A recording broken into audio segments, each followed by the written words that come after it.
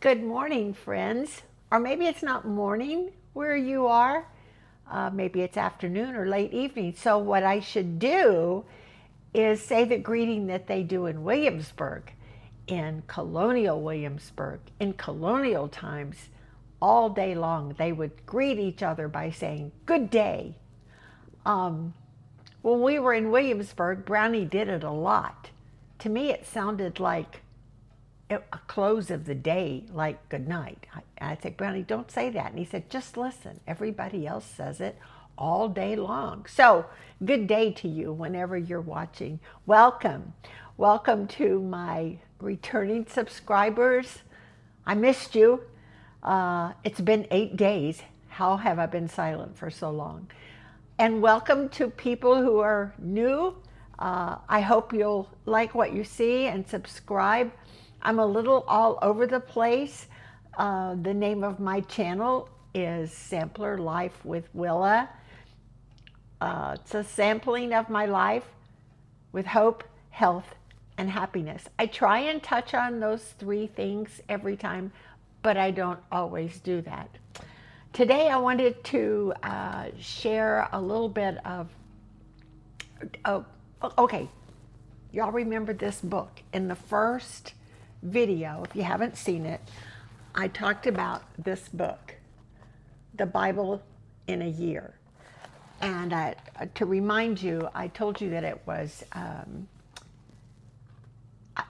I usually read through the Bible in chronological order. The New International Version, NIV, has a chronological Bible, and it is just splendidly written in, well, chronological order. And it just, if you read it through once like that, it just makes sense. And the commentary at the beginning of each little daily reading just is so helpful to understanding what you're reading. And I think I shared in the first video, the first time I read it was years ago. And when I got to the end of it, on December 31st, I really did daily readings. I didn't get behind and then try and catch up. I stuck with it. On December 31st, and Brownie was sitting across from me, and he was doing something, and he knew I was reading it. So it was quiet, and I finished it, and I closed it, and I looked at it. He said, well, I said, what a great book. So anyway, I suggest that one to you. This year, I bought this thinking it was the same thing, but maybe not in chronological order. And it turns out it's just 52 weeks on the same subject.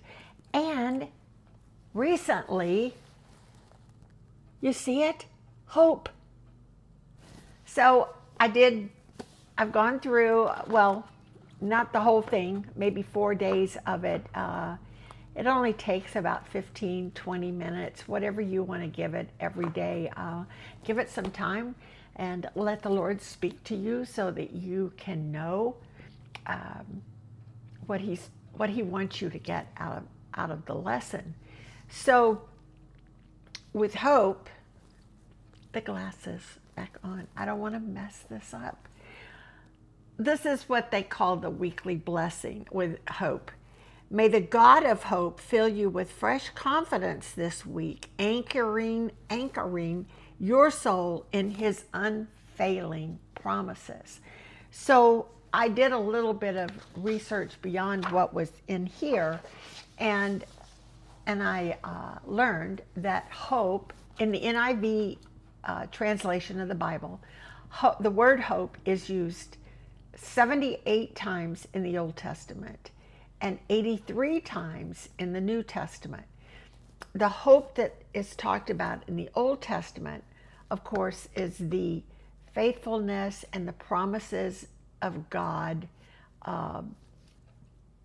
and talking about fulfilling the scripture, the prophecies, what's coming. Well, what came is in the New Testament. The New Testament hope 83 times talks about Christ is that hope through His resurrection and salvation and His return someday. So I hope you experience, I'm going to use that word a lot, aren't I? Experience that hope. One thing that I got out of this that really hit home for me, and I'm pretty sure it will you too. In the darkest moments, hope remains possible because of the Lord's great love for us. He gives us hope. Let's examine where we place our hope. Do we have it anchored in changeable circumstances or in the unchangeable God? I hope your hope is in the unchangeable God. It's a deliberate shift of our focus from what we can see to what God has promised. I really like that. And that kind of segues into my feeling about joy this week. Each morning we have a choice. We wake up, whether we had a good night's sleep or a bad night's sleep, whether we slept 8 hours or we tossed and turned and probably got 2 hours of sleep. We've all done them both. But in the morning, we wake up and we can choose joy. As we go about our day, we can choose joy. All of these life circumstances that we all have, and you can make your list. All those things that pull you down, all those things that you deal with on a daily basis. Let me name some of mine. Bills, health. I mean, good health, but I have to go to the cardiologist every 6 months and make sure that everything is on track. And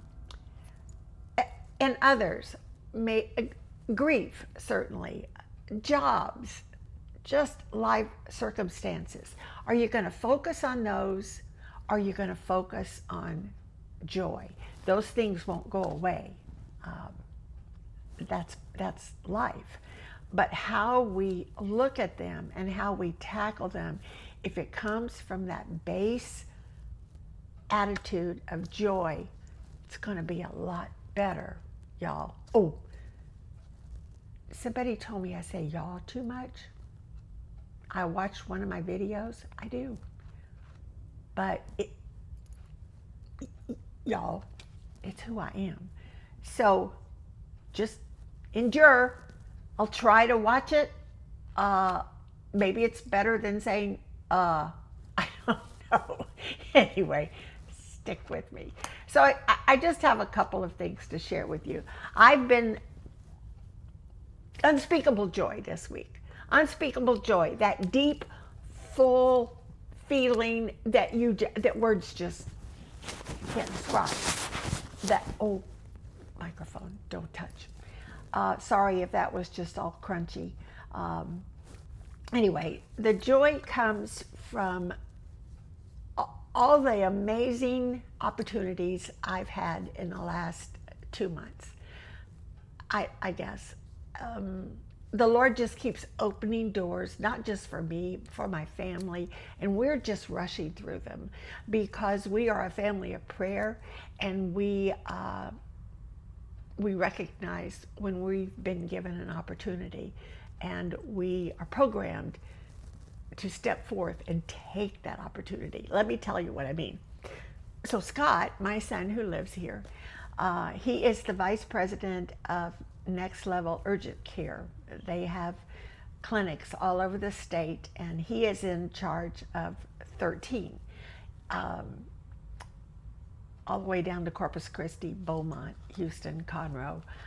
So he's a busy person. And yesterday, he was with the CEO and founder of Next Level, Dr. Juliette Breeze, and they had an interview on KHOU TV, Channel 11 in Houston, talking about the company and its growth and the $10 coming up in the month of August, the $10 sports physicals that they're offering. And I sound like a commercial for Next Level, but what I'm really a commercial for is my precious son, Scott. I was so proud of him. He just did such a great job. He's so much like his dad. In fact, as I was standing in front of the TV with my camera videoing, so I could always have it, I found myself tearing up because, not tearing up, tearing up. It's the Southern thing, y'all. Because he's so much like Brownie, and he sounds like Brownie, and he looks like Brownie.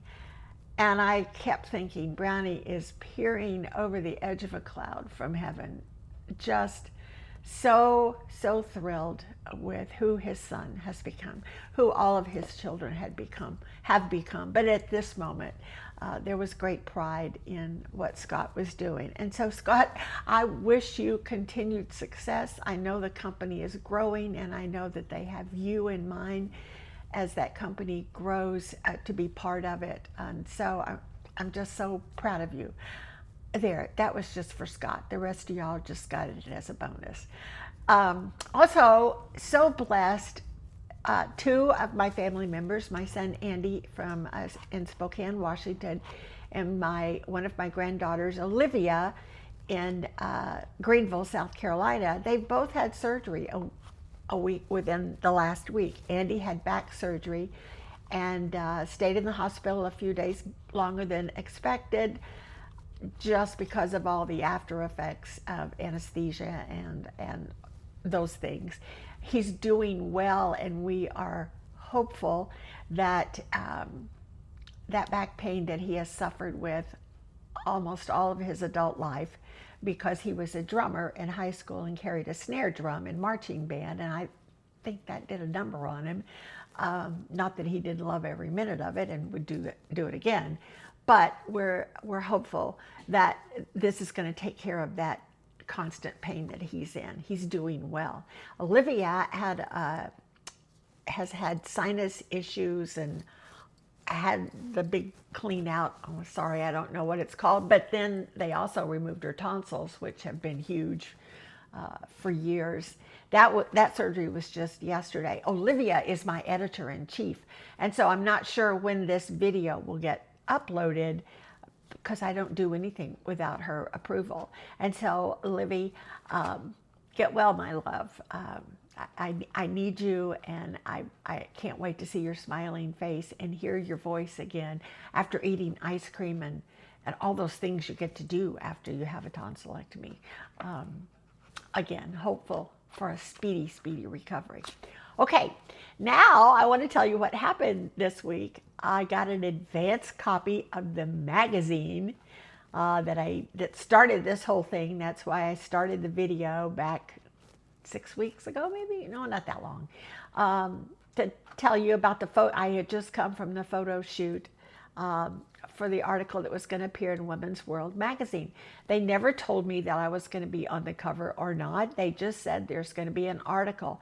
I didn't get to read the article. I was kind of given an idea of what it was going to be, but I don't work for Women's World magazine, but I was thrilled that they featured me. So imagine my surprise. I know. Can y'all believe that? Me and Dolly Parton right here. Here's, she got a little circle. Here I am, the whole big page. So, yes, there's before pictures. So let me show you. Now, just because I'm showing you, I don't even know if I'm supposed to do this, but I'm doing it. Doesn't mean you shouldn't go out and buy the magazine. You need the magazine. So here's the spread on the inside.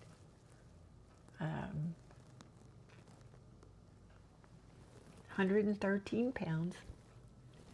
They featured Skinny Taste, 3 of my favorite recipes, and these 3 recipes are actually in the high protein book, this book. I think I showed it to you. These are my favorite. I don't know if I can say they're my favorite, but if you follow Skinny Taste, or if you enjoy her recipes, she has a website, skinnytaste.com, and you can just Google or put in the search bar, I'm looking for vegetarian, I'm looking for low fat, I'm looking for high protein. And she has thousands of recipes that are free on her website. But she also has many, many cookbooks. You know, her air fryer, she has 2 air fryer cookbooks. Well, I have 2. She may have more, but I have 2. They're wonderful. I think I told you I use my air fryer all the time. But anyway, those recipes, of course, we're not allowed to share because then they're in the book. And she doesn't put the recipes from the book on her free website. But what I'm trying to tell you is there's 3 from the high protein book in this magazine. So it comes out, I found out yesterday, it comes out on the newsstand August the 6th, a week from today. The date on the magazine is August the 10th, I think, and it's a weekly magazine. I didn't realize it was a weekly publication. But I have to tell you a funny story. So I'm going to be out of town next week at my annual retreat for my guild. And so I went into my local H-E-B, my grocery store, and talked to a store manager and said, I'm going to be on the cover of a magazine, that magazine right over there. And I pointed to the Woman's World magazine. And he's looking at me like, sure you are. He didn't believe me. Okay, I had just taken a shower. My hair is kind of curly when it's wet, and I hadn't fixed my hair. I had no makeup on. I look like a mess, so I don't blame him. And I know he didn't believe me because he called a worker bee over and said, okay, this lady wants us to set some magazines aside for her next week on Thursday because she says she's going to be on the cover and she's going to be out of town. And I went, wait a minute. I am going to be on the cover. I just got an advance copy. I'm holding. I should have taken it with me. Anyway, they're going to save me some copies. So I hope you'll get one. I'll only charge $0.25 for an autograph. That's fair. Don't you think that's fair? Anyway, so that's that. One more thing to show you, and it is and there will be a follow-up video. I mean, I hope that when Olivia is well and can put these together, this next video will just follow. I took the video Saturday night. There's two 2-minute videos, and I'll tell you what happened. Last Wednesday, Anna, my 13-year-old granddaughter who lives here, and I went antiquing. She loves to antique. So we were in our favorite place to antique, and there was a sampler on the wall. I never see samplers in Texas because so many of the samplers, the early American samplers, 1800s, they were in, up north, Pennsylvania, the Quaker schools, the schools for girls up north.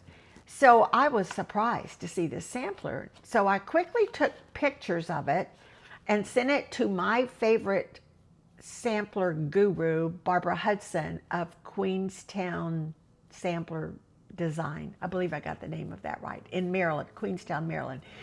And she does the most amazing genealogy study. So when she finds a sampler, she tries to locate the girl who stitched it and the family and the where. So I knew that she would know if this was a steal or not. So before Anna and I left, Barbara had sent me a text, and she said, this is a Quaker sampler. It's the real deal. Buy it. Well, the price was $295, slashed to $125. So Anna and I went back, and I looked at it, and Anna tolerated me looking at it. And then I said, I pass. I just, 125. I don't know, Anna. So we left. So then, fast forward to Friday. I had a big guild meeting this past weekend with a guest teacher from Charleston, South Carolina, Betsy Morgan, world-renowned teacher because she's been all over the world teaching, from Canada to Australia, all over the United States. She's just an amazing teacher. She's retired, but she's a friend of mine, and she did it as a special favor to me. So she came in Thursday.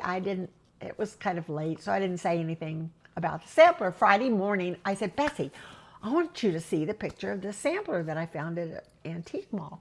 So I showed her, and she said, where is it? Did you buy it? I went, no. Why not? Are you crazy? Maybe. Do you think I should have bought it? As she's going to get her purse and say, let's go. We changed our plans for Friday morning and took off. And praying it was still there. And it was still there. I took it, went to the checkout stand, asked the owners of the antique mall, do you know anything about this sampler? And he said, oh yeah. He said, I picked it up years ago in a barn in Pennsylvania, Quaker sampler from Pennsylvania. And I knew I had something special. I don't think he did, because he said, if it wasn't in such bad shape, you'd be paying $500. And I'm trying not to look at Betsy because I could feel her going, oh, this is worth so much more than $500. Pay for it and let's run. And that's what I did. So anyway, I took it to the guild meeting on Saturday. We had an all-day class from 10 to 4. We had a great number of people that watched on Zoom, and of course the classroom was full of happy stitchers as we hung on Betsy's every word and instruction, and we just had a great time. So I took the sampler, it was still in its frame, and I showed it to them. But Saturday night, my cousin Kay, who was also staying with us, and Betsy and I, we wanted to take it out of the frame. In the frame, even in the frame, the front fades, so you don't really get the true color. This sampler is 1841. Did I forget to mention that? So what you do, if you can, is you take it out of the frame and pray it's not glued to some backboard, which it wasn't, but it was, at some point, they had tried to conserve it because it was, the top was folded over, and I think you'll be able to see that when I show you. And then it was stitched to another piece of linen. So once we got it out of the frame, and that's what you will see in these next two videos, how we did that. But we couldn't see the back. Betsy has suggested that I take it to somebody who knows what they're doing, a conservationist. Is that the right word? Well, you know what I mean. And let them take apart those stitches, because it does go all the way around, and then we'll be able to see the back. Now the best part is Betsy took some detailed pictures of it once we got it out of the frame, and she's going to rechart it so that present day stitchers will be able to stitch what this young girl, probably less than 12 years old, stitched in a school in Pennsylvania in 1841. That's what I love about samplers. I love thinking about the girls, and I'm telling you guys, their work is so intricate and amazing, and they were so young. I have seen samplers that 7-year-olds stitch that I struggle with. So in this day, there's a real upsurgence of finding these old samplers, in many cases paying an arm and a leg for them, and then these reproductionists rechart them, trying to use the colors from the back, the vibrant colors from the back, the original colors, closer to the original colors than the front, and then selling that reproduction sampler chart for those of us who love to stitch them. So that's what's going to happen to this sampler. You'll have to use your imagination. There are parts that are worn out, and so Betsy's going to have to do some research, but she'll put the motifs in.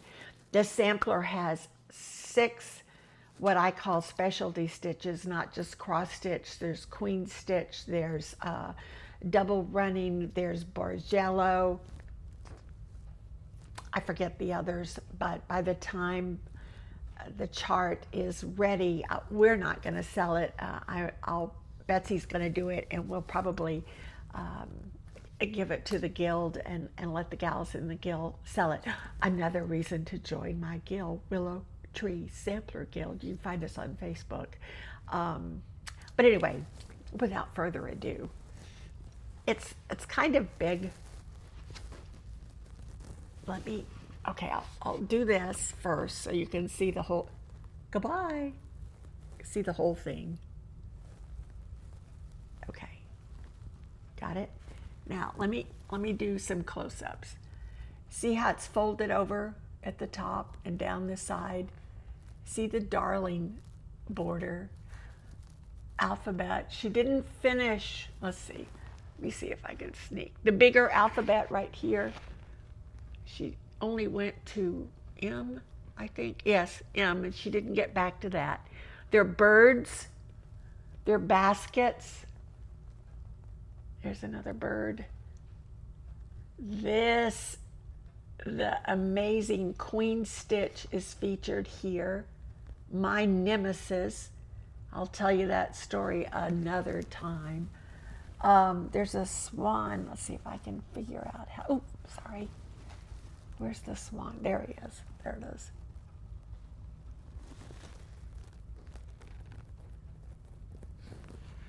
Isn't it just wonderful? 1841. That just blows me away. I have a lot of friends wealthier than I who collect antique samplers. I have purchased a few on eBay from a reputable dealer or seller, and it's hard because it's kind of sight unseen. You're just looking at the pictures. But my top price was $150. Well, some of these go for thousands upon thousands of dollars, especially now. I don't know if y'all have read, but young gals in their 20s have taken up what they call granny crafts, crocheting, knitting, needlework in droves. They are doing what their grannies did years ago. And I observed, as I told you in my first video, I observed about 2005 that it was the cross-stitch needlepoint was really picking up again, and it's become an amazing industry. And like I've told you before, it brings me great joy and happiness. Those two words go together, don't they? To sit and stitch. That's what I do every evening. In fact, I'm so excited. One of my Sunday school gals, precious lady, her name is Betty.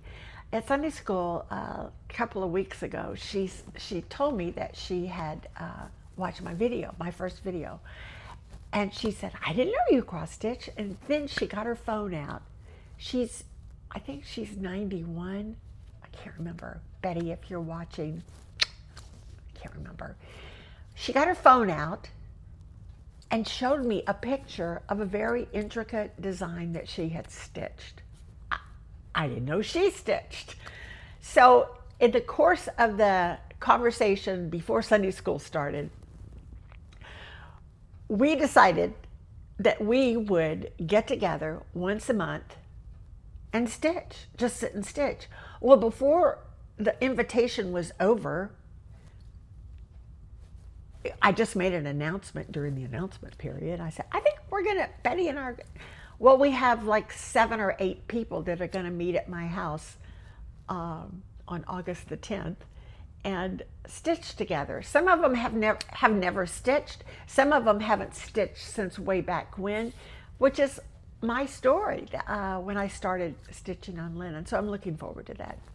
Anyway, I think that's it for me for this, but I want you to stay tuned for the next video. And oh, here's something I want you to do. In the comments, I want to hear from you.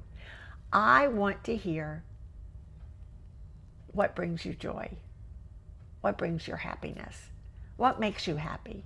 I don't care if you put one thing down or 5 things down or 20 things down. I want to hear from you. I want to know that when you're getting up every morning, you're choosing joy. Do it, y'all. Y'all. Okay, here's the part where I reach up over here. See, it's right over there. I'm going to push stop. It's very unprofessional, and Olivia might just delete it and, you know, do her magic so that you don't see that, but I'm talking about it, so now she might as well leave it in. Anyway, stay tuned for the next one, and I wish you all hope, health, and happiness. I love each of you for watching. Don't forget to like, subscribe, ring the bell. Ring that ding dong bell, y'all. Have a great day. Good day. Bye now. Okay, I've got it back on, and I figured out how to turn it around. Do you want to take a picture of this? The tag on the back? It says it was framed in Fort Worth, Texas. Yeah. So I wonder when that happened. If the guy that bought it, the auction or the antique store I purchased it in, said that he picked it up several years ago in a barn in Pennsylvania. Barbara Hudson did a little bit of research with the name and found probably 50 Mary Lukens in the Pennsylvania area. So, oh, I see the nails. I'm not seeing, oh, here's one. watch your fingers. So it may be hard to nail down the owner. Barbara is going to send pictures of it once we get it out and get some good pictures to Amy Finkel. Is it Amy Finkel and Sons? Or Finkel no? and daughter, I Finkel, oh, sorry, not Sons, daughter. And also to Westtown School, which is was a Quaker. Quaker school. Still is. Still is. It's still ongoing. To see Push it front. if there was a Mary Lukens that was enrolled in the school in the 1800s. We got one over here. So I don't know. This is kind of exciting.